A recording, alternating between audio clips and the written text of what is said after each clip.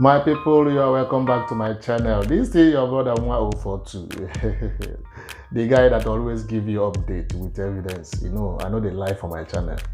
One man called Mr. Femi Kayode, that was I say a Yoruba name, come out and speak up and said no. That they must have to tell the Nigerian government the truth. That Nigeria will never be in existence in 2023. Have you heard that kind of thing? In this video, you see this television that is coming down. That is where I always display everything you need to see. Whenever I speak up, you will see that video of whatever I'm saying in that television. So I welcome all my viewers all over the world. If today is the first time you are coming across to my channel, you are on channel of 1042. You are highly welcome. I love you and I will always love you. But don't forget, if I do something that you love so much, don't forget to subscribe, put on notifications so that anytime I post video, you'll be notified. I still remain your brother. Let's go to the video, but remember, I'm going to watch it with you, okay? Then after I watch it with you, we'll go on comment section. You know as it be now. All my subscribers, you know as it be. We come on comment section, we speak anything we want to speak there. Feel free to say whatever you want to say, and don't need to waste your time. Let's go to the video. I love you all. Thanks.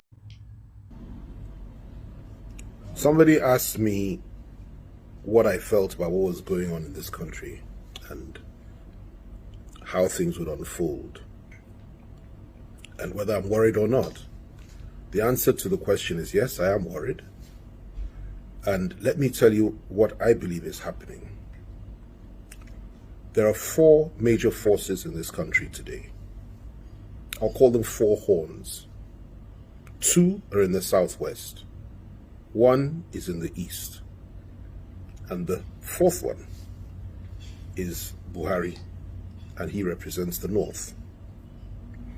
Now in the southwest, you have two horns, very powerful, aggressive, focused, and very, very committed horns, in the persons of Gani Adams, who is the Ààrẹ Ọ̀nà Kakanfò, and the other is Sunday Igboho, who by any standard is the hero of millions. Exceptionally tough young man. Now, these two forces, they represent the heart, soul, and mind and spirit of the Yoruba people. They cannot be stopped. They're not politicians. They cannot be intimidated. They cannot be threatened. They're extremely focused, and both of them, if sufficiently provoked, the kind of mass following they have, their readiness to die for their cause, they're extremely dangerous. Thankfully, they're good men, and men that simply want a fair deal in a wider Nigeria for our people. Also men that are committed to the cause of Oduduwa Republic once it is clear that there can be no fair deal in a wider Nigeria. They're totally committed to that. In fact, they're simply waiting for the integrationists to offer a better deal. Outside of that, they're leaving. And when they decide to go, it will take a war to stop them. And they have the hearts of the people. In the east, you have Nnamdi Kanu. I know him, exceptionally tough, very courageous, and he has a massive following. Absolutely massive. I call him the third horn. I call him the Tiger of the East. Exceptionally tough man and inspirational.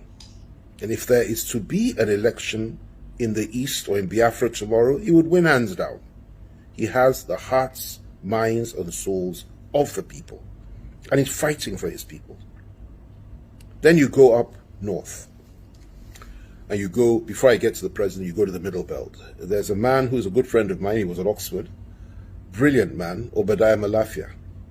Obadiah is not a freedom fighter as such. He's not a man that is committed to any form of violence, but he's a man of ideas, and his ideas are explosive, extremely inspirational.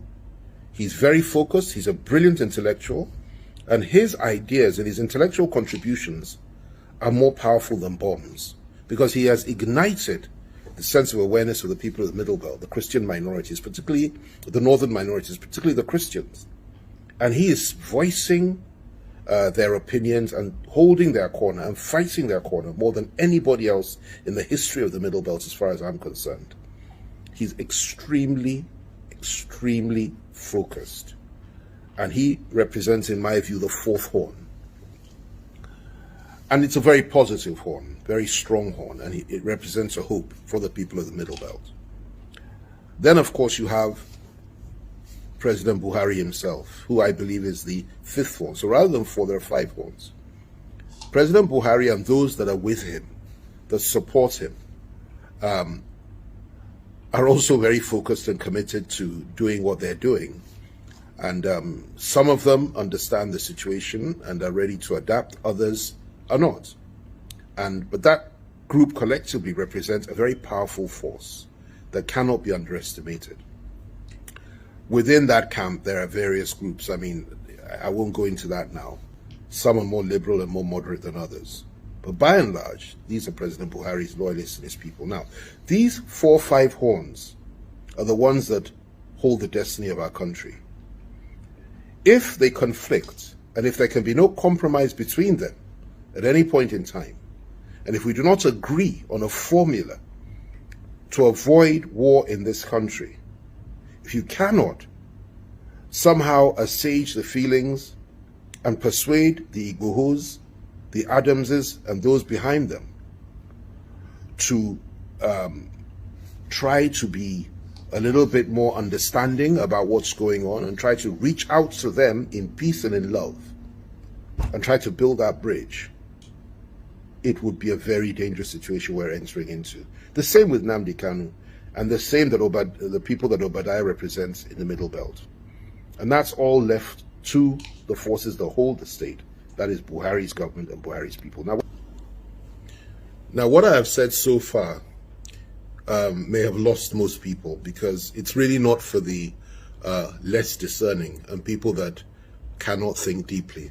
It's very profound what I've said. But they say a word is enough for the wise. The dumb may not understand it simply because they're not wise, but the wise will understand what I'm saying. And in a nutshell, what I'm saying is this. Politicians may act and behave as if really nothing is happening and that things are in order and that we're moving towards 2023. And they are totally and completely besotted and obsessed with who will become president tomorrow, or at least in a couple of years. But what they fail to appreciate is that in 2 years' time, there may not be a Nigeria left if things go on as they're going now. And I kid you not. I'm very, very close to many, many politicians in this country. I've been involved for many, many years. And I have never seen this level of ethnic nationalism being expressed and being exhibited amongst the Yoruba people and amongst the Igbo people and amongst the people of the Middle Belt as I have today. In fact, it's so extreme that I'm sure it's far more so than even just before the Civil War. And that's what we're dealing with. And people like Igboho, particularly, and Adams, and Kanu, and Obadiah Malafia, and even Buhari himself have tapped into the power and the attraction of that ethnic nationalism. Rightly so, in my view. It can be used in a positive way if it's used properly. If tapped into that, and there's nothing wrong with that. But where these ethnic nationalities are on a collision course, particularly when it's the Fulanis against the rest, or where the rest are saying enough is enough, and where the rest are saying that they are tired and they are fed up, and where the rest are saying that they will not be intimidated or threatened by anybody, even those that organize coercive arms of government and control the state, and where the rest are saying that, listen, if you consider us to be slaves, we will show you that we're not slaves. And you have people rising up in those areas, like the names that I've mentioned, like the horns that I've mentioned, to say we will defend the honor and the future of our people and will preserve the lives and property of our people no matter what. This goes beyond politics. This is about national survival. It's about the survival of our ethnic nationalities, and it's about the unity of our country. So I would urge politicians and those that cannot think very deeply to begin to think about what's going on. We're sitting on a keg of gunpowder, and we're acting as if nothing is happening. We've put our heads in the sand like an ostrich and we're pretending that nothing has gone wrong. In the East today, people are being killed every day, being butchered by our security forces. And of course, unknown gunmen, as they call them, are also attacking not just civilians, but members of our armed forces, members of our police, and so on and so forth, which of course I do not support. I think it's wrong. Violence both ways is wrong. And two wrongs do not make a right. So what's going on there is unbelievable. In some cases, in some parts, policemen cannot even wear their uniforms now because they're scared of being attacked. And this is very sad. Same in the South. In the Southwest, you have massive militias being built up around two charismatic leaders who are prepared to go all the way if sufficiently provoked and if the state cannot guarantee the lives and properties of the Yoruba people. And let me tell you, it is only because the elders of the Southwest have been holding them back and chanting restructuring as a way out. That is why the West has been a little bit restrained. This will not last for much longer. The people there are fired up and they want their own country, and you can't wish it away. The Middle Belters have been completely suppressed, subjugated, oppressed, cheated, and belittled for so many years now, far more than any other group in this country. They are also seeking for emancipation. They also want a way out. And that is ably reflected by the activities and words of a man like Obadiah Malaifa, like I said earlier. And then, of course, you have the core North itself, represented mainly by President Buhari and those that think like him. Not all are extreme. Some are not. And thankfully, those that are not so extreme are the ones we can reach out to and talk to. But those that are, have no place in Nigeria anymore as far as I'm concerned, and really ought to consider going back to Chad, Niger Republic, wherever they come from, and resettle there. But as far as this country is concerned, whether you listen to me or not, whether you believe me or not, and we will have this conversation again in about 3 years' time, and I'm sure at that time you will say, yet again, FFK was proved right. But for the now, the important thing is to recognize the challenges we're facing, cause these horns to come together and negotiate and discuss the way forward. Because if we don't do that, I assure you, there will be conflict somewhere down the line. The state cannot hold these forces down by arms. The state cannot suppress the will of the people of the Southwest through arms. They cannot do it. They can't do the same to the people of the Southeast. They can't kill everybody in the South. They can't kill everybody in the Middle Belt. And they cannot kill everybody amongst those in the core North that also want to change. What we need to do is to establish the fact that it is important for us to sit down and talk as nationalists and see if there's a way out of this and negotiate this thing to a point that everybody is comfortable, whether through restructuring or whatever it is. What we mustn't do is continue to act as if we don't need to talk to each other and act as if nothing will change, nothing will happen, doesn't matter how many people are killed, that the state can hold the line. The state cannot hold the line in a conflict like this. It's only a question of time. It's only a question of time. And the most important thing to recognize also is this. There are men of goodwill on all sides. We may disagree on Oduduwa, Biafra, Nigeria, or even an amalgamation of the 4 zones, the Middle Belt, the South-South, the Southeast, and Southwest coming together to form one country, and the core North going its separate way. Or we may have 5 or 6 separate countries at the end of it all. Or we may believe in an integrated Nigeria, which is restructured, we continue as one. It doesn't matter what you think. It doesn't matter what you feel. It doesn't matter where you stand on the way forward. What matters is that we must have peace. We must have dialogue. We must have understanding. And we must stop this idea that you can kill all those that are opposed to you and that you can wipe them off the face of the earth and crush the opposition and crush those that do not agree with you. This cannot work.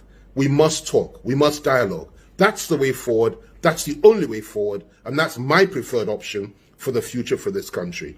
I continue to trust God that we won't have a war, we won't have a conflict, but I assure you, as sure as I am, that night follows day and that day follows night. If something isn't done and we don't retrace our steps and we stop demonizing each other and killing each other, and the killing of the Igbos doesn't stop in the Southeast, The killing of Yorubas doesn't stop in the southwest. The killing of Middle Belters does not stop.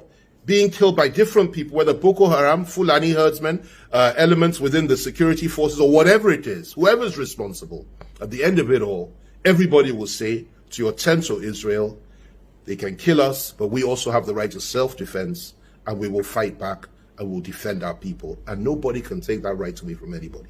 So let's have this conversation again in about 3 years. We'll see who's right and wrong. But I urge you all just to think and to understand the complexity of this situation and the gravity of this terrible mire that we found ourselves in.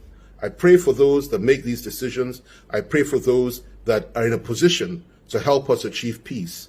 And I call for dialogue and understanding on all sides, but with justice. There must be justice. Without justice, there can be no peace. There must be justice for the people of the Southwest, for the people of the Southeast, for the people of the South, the people of the Middle Belt, and justice for the people of the Core North that have also been deprived by elements within the state and denied their rights. And there must be security. That is the way forward. Talk to Adams, talk to Igboho, talk to Nnamdi Kanu, talk to Obadiah Malafia, talk to everybody. And those on the other side also need to be able to talk to elements within the Buhari government for us to now agree that we go our separate ways peacefully, or we stay together in a restructured Nigeria. I end with this. What we must not do is continue as if we don't have a problem.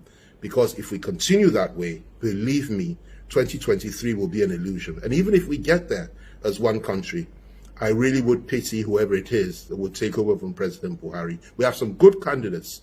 Those that know me know who I believe is the right person.